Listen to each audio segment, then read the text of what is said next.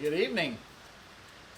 Well, I don't know if you can hear the raindrops on the roof, but it is raining in central Oklahoma. Woo! My goodness, what a treat. We have obviously on every other video I've done for the past months, it's been crazy hot and crazy dry. And I know it's summertime. That's how it is. And I know there's other places that are way worse than this, way worse off. So we'll be praying for rain for everyone. I was going to do a little work in the workshop here since it's raining, and it got me thinking about telling a little story about an injury I had 6 years ago. And some of you may have noticed in previous videos that my left hand doesn't look or function quite right.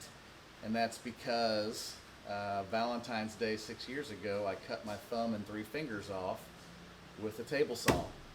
It was not this table saw. It was a different little job site table saw. And I was actually behind the shop here. And what I was doing is I was working on a project, and I was ripping about a 8 or 10 foot piece of really old barn wood. And it was really hard wood. You know, the older this wood gets, a lot of old barn wood, it is harder than a rock. And that's what this was. And so I was ripping it, which means long way. And the table saw I was using was basically just this little platform here, right? It was very small. And what I should have had been doing was having someone on the outfeed, we'll say, side to receive the board as it came out. Otherwise, you got weight against you and it starts to droop down coming out that side. And I was just cutting one board real quick, trying to finish a project. And I was home alone, so I didn't have anybody to help me. And what I did was I was actually standing on this side, and I didn't have any of the safety stuff on. I didn't have the anti-kickback teeth, and I didn't have the blade guard on. As you can see, I do now. But I was basically standing to the side, and once it got out, cut far enough, I was holding it with my hand, or trying to. And that hard wood, I don't know if I just hit a hard spot or a knot or what, but it kicked back and straight across there. And my hand was actually stuck in the little area here that's cut out for the blade. Bent the blade, made quite a mess.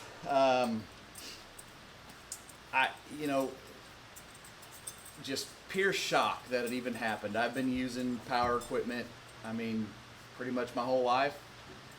Grew up on a farm. We used all kinds of equipment and tools. I've used table saw a lot.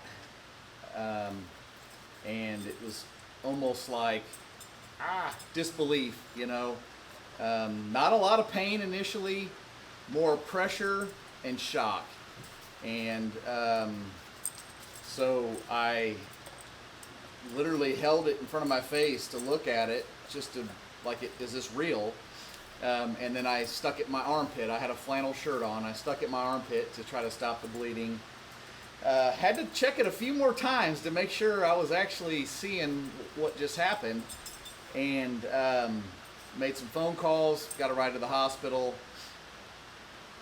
Got to downtown Oklahoma City, and the hand surgeon was already performing surgery on a guy who had done something very similar. So I think what was I in the trauma center for 6 or 7 hours? 6 or 7 hours. Finally, the surgeon finished her previous surgery, got me into surgery, sewed these 3 fingers back on, and we couldn't find my thumb. So the thumb is what it is. Half a thumb, better than no thumb.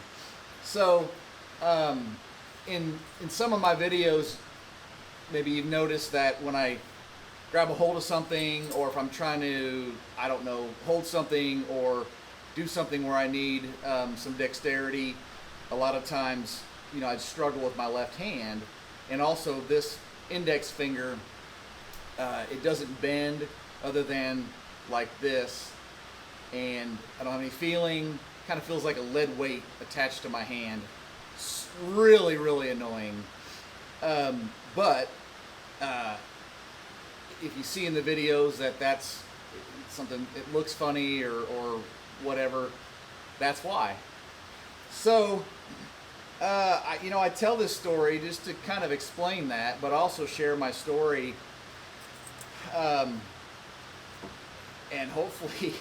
hopefully prevent someone from having the same experience. I went from trying to, save 5 seconds on a little project I was working on, and it cost me several years. I would say a full year of really not being able to do much, being one-handed, one-armed completely. I was in a cast brace thing that my hand had to be like this, and it came up to here. I was in that for, 5-6 months. And then after that, my hand and arm were pretty much worthless for a year, I'd say. And thankfully, surgery went as good as expected, and a lot of physical therapy, and I have pretty good use. So I'm super thankful for that. And there's a lot going on here. I haven't made too many videos, but I think even the videos that I've already made, you've probably got a good feeling if you've been watching my channel. We've got a lot going on around here, and thank goodness at the time. I mean, obviously I have Chief, who was a godsend. She became a nurse overnight, and a chauffeur and a cook, and just did everything, literally everything for me. So I don't know what I would have done without her. Also, all 4 kids were still living at home at the time. They were younger, but able to help out around here with what needed to be done. And then I've got a great group of friends who, they enjoy the homestead life, and they enjoy helping out when they can. And so I had a group of guys who were just a absolute godsend. So Matt and Caleb and Travis and Mike, and who am I leaving out? Greg, thank you for all your help.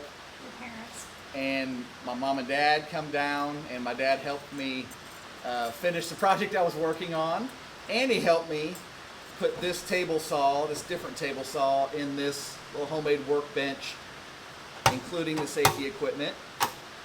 So thanks, Dad. And also got a lot of really good medical advice, or just recommendations to a follow-up surgeon and a physical therapist from our really good friends, Danny and Lori. So thank you guys as well. So anyways, to wrap up, I guess my biggest recommendation is to, and this is easy for me to say now, but to slow down. I was in a hurry.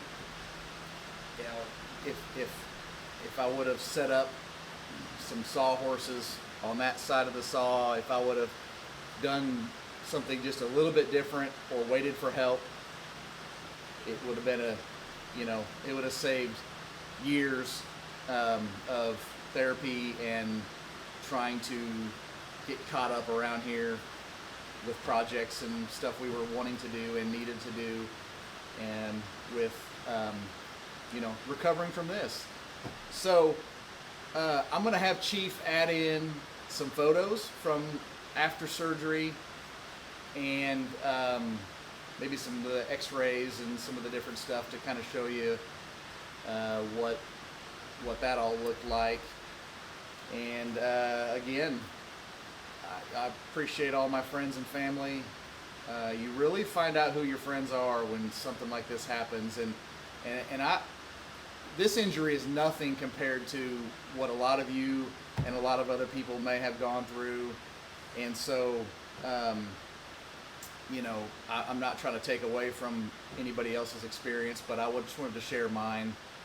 And so, my recommendation as far as what Chief and I learned is a lot of people, you know, everybody always offers, it's natural to offer, well, if you need something, let me know.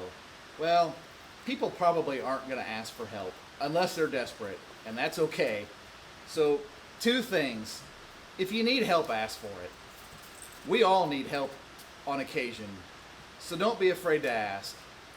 And if you're on the other end of that and you're the one offering for help, that's wonderful. Don't stop. But sometimes you just got to show up and do. Even if your friend or your family or whatever, they say, oh, I'm good, but you know something needs to be done. Even if it's just dinner, just show up and do. And that would be what we try to do, and that's, you know, it's kind of what we learned throughout this whole experience. So if you've had an injury like this, or something similar or worse or whatever, and you want to share it, put it down in the comments. If you have questions, or if you've been through something like this, similar to a woodworking accident, and maybe it's recent, or maybe you're watching this a year from now, and this is something you're recovering, and you're sitting around watching all these YouTube videos because you can't do anything else, and you just need someone to talk to that's been through something like this, or you need moral support or whatever, no matter where you're at, my email should be, it's in the description somewhere. I'll put it in the description. But, you know, reach out. I've met several other guys who have had similar accidents, and I reached out to them when I found out about it, just to tell them, hey, I've been through that. You know, here's some suggestions or recommendations, or, you know, it's amazing what people can help you with if you just ask or offer. So I'll leave my email in the comments, and if it's down the road or if it's right now and you want to link up and exchange info or share each other's experience, whatever, give me a holler. So appreciate you being here. We're going to get back to work. We're going to keep enjoying this rain and cooler weather. And fall is in the air, people. Fall is in the air. It's coming. Just hold on. Just hold on. So we'll see you on the next video.